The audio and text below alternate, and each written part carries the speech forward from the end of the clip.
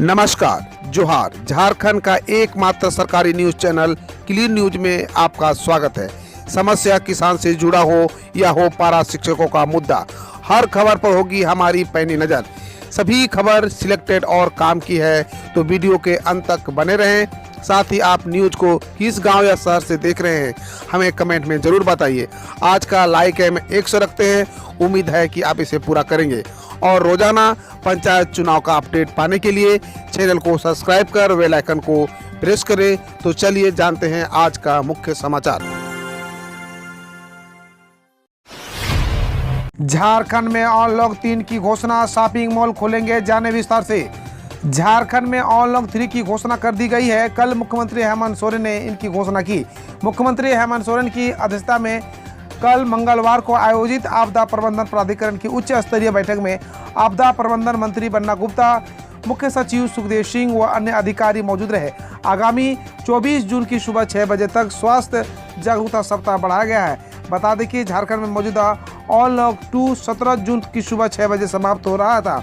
अब राज्य में स्वास्थ्य सुरक्षा सप्ताह को 22 जून तक के लिए बढ़ा दिया गया है।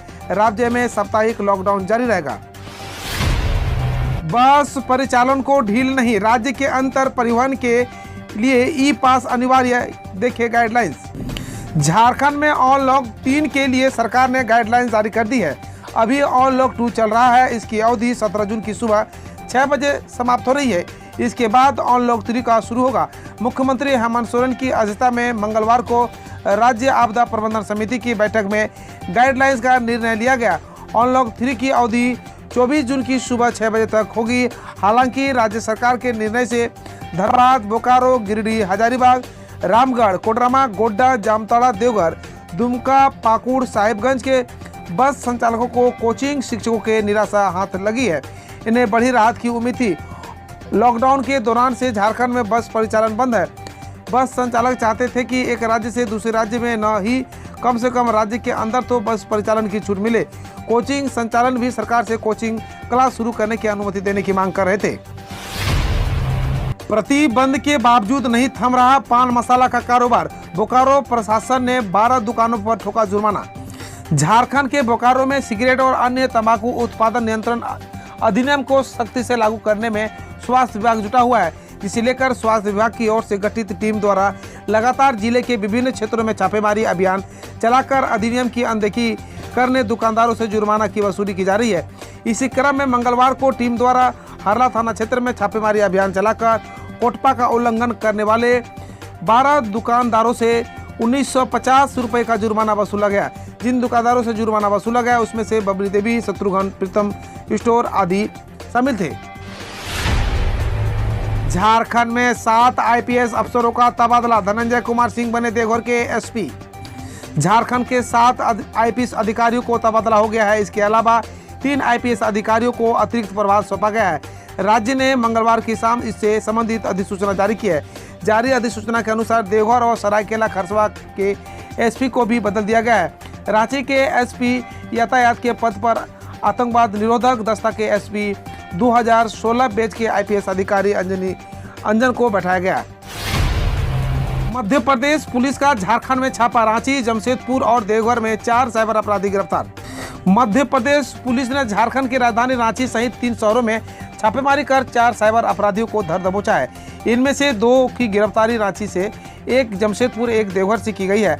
हालांकि अब तक इस मामले में कुल 6 गिरफ्तारियां हुई है। इसमें से 4 झारखंड से हैं और 2 मध्य प्रदेश से हैं। मध्य प्रदेश के बालाघाट जिले के कोतवाली थाने की पुलिस ने एक साथ रांची, जमशेदपुर और देवघर में छापेमारी की। कोरोना महामारी के संकट में मनरेगा ने दूर की ग्रामीणों की बेरोजगारी, 50% महिलाओं को मिला रोजगार। कोरोना महामारी में लोगों को सुरक्षित रखने के साथ साथ आर्थिक संकट से उबारने में भी कोडरमा जिला प्रशासन की बेहतर भूमिका रही है। महामारी संकट में जहां स्वास्थ्य समस्या चुनौती बनी थी, वहीं ग्रामीण इलाकों में रोजगार की कमी बड़ा समस्या न बने, इस पर भी पूरा ध्यान दिया गया। प्रशासन के बेहतर कदम के कारण महामारी का नियंत्रण के साथ साथ ग्रामीण इलाकों में मनरेगा के माध्यम से लोगों को कोरोना देने के भी कोडरमा राज्य अव्वल रहा। झारखंड में शादी की खुशियां मातम में बदली, बाराती गाड़ी पलटने से हजारीबाग में मां बेटी की मौत, दुल्हा सुरक्षित। झारखंड के हजारीबाग जिले के इचाक थाना क्षेत्र के करीमाटी गांव के समीप जंगल में बाराती गाड़ी के पलट जाने से मां बेटे की मौत घटनास्थल पर हो गई, जबकि दर्जन लोग घायल हो गए। मृतकों में महिला सीता देवी 30 वर्ष, पति स्वर्गीय मोती राम व उसका 7 वर्षीय पुत्र लक्ष्मण राम शामिल है। ये इचाक थाना क्षेत्र के डांगी गांव के रहने वाले थे। कोरोना की रफ्तार थमते ही बढ़ी रांची से उड़ान भरने वाले विमानों की संख्या। अनलॉक होते ही देश के कई राज्यों के लिए निकलने लगे यात्री। झारखंड में कोरोना महामारी के मामले कम होते ही हवाई सफर करने वाले यात्रियों की संख्या बढ़ने लगी है। रांची के बिरसा मुंडा एयरपोर्ट से उड़ान भरने वाले किसानों की संख्या पहले के मुकाबले बढ़ गई है। 1 जून को एयरपोर्ट पर 7 विमान आए और 7 गए। इसे 597 यात्री उतरे और 953 गए, जबकि 14 जून को 12 विमानों ने रांची से उड़ान भरी। इसमें से 749 यात्री आए और 1215 यात्री बाहर गए। आपको बता दें कि रांची के 31 विमानों को उड़ाने की अनुमति है। झारखंड में मार्च 2022 से अडानी पावर प्लांट हो सकता है उत्पादन। राज्य को मिलेगी 400 मेगावाट बिजली।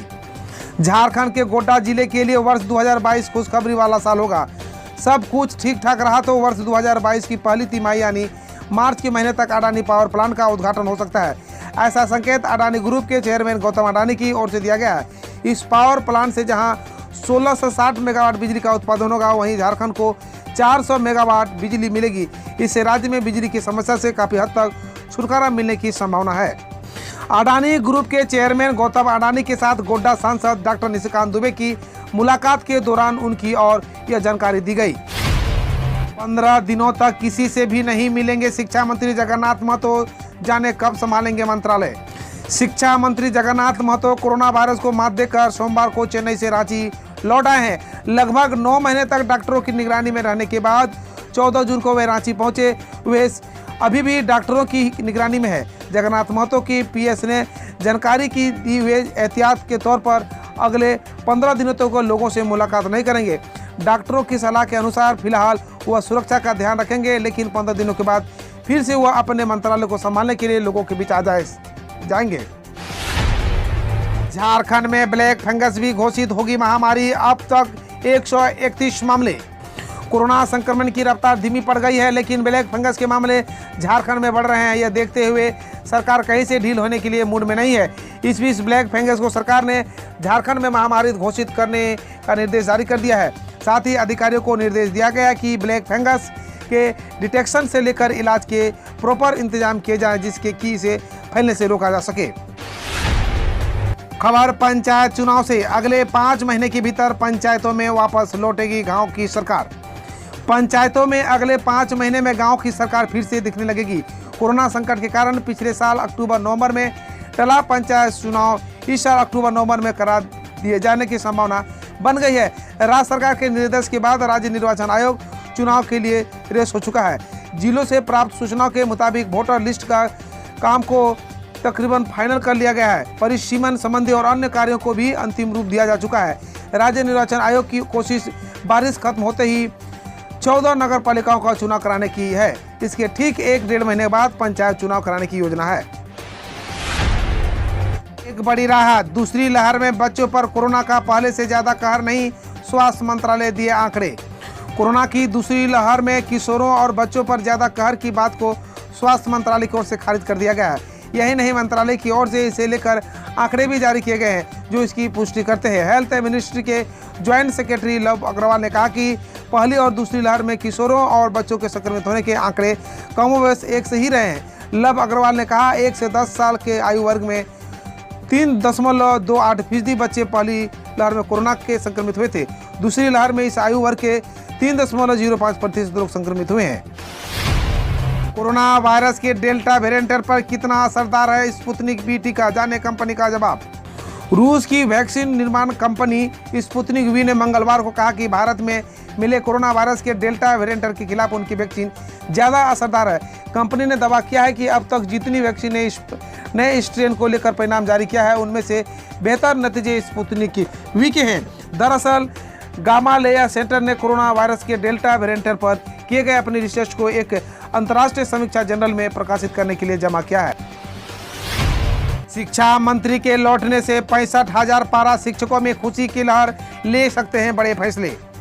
झारखंड की धरती पर शिक्षा मंत्री जगन्नाथ महतो के आगमन से 65,000 पारा शिक्षकों की खुशी की लहर है। एकीकृत पारा शिक्षक संघर्ष मोर्चा लातेहार के जिला अध्यक्ष अतुल कुमार, महासचिव अनूप कुमार, प्रदेश उपाध्यक्ष बेलाल अहमद ने खुशी जाहिर करते हुए उम्मीद की है कि मंत्री 65,000 पारा शिक्षकों को वेतनमान देने की नियमावली पास कराकर सभी परिवारों को वर्षों पुरानी मांग को पूरा कर देंगे। ज्ञात हो कि वे लंबे समय से कोरोना की बीमारी के कारण चेन्नई में इलाजरत थे। वे स्वस्थ होकर सोमवार को झारखंड लौटे हैं। उनके वापस आने पर जिले में कार्यरत 15 से 20 पारा एवं प्रदेश में कार्यरत 65,000 पारा शिक्षकों की खुशी का माहौल है। अब खबर देश विदेश और देश की विभिन्न योजनाओं से। सरकारी पैनल ने की भारत में कोविड-19 वैक्सीन के साइड इफेक्ट के चलते पहली मौत की पुष्टि।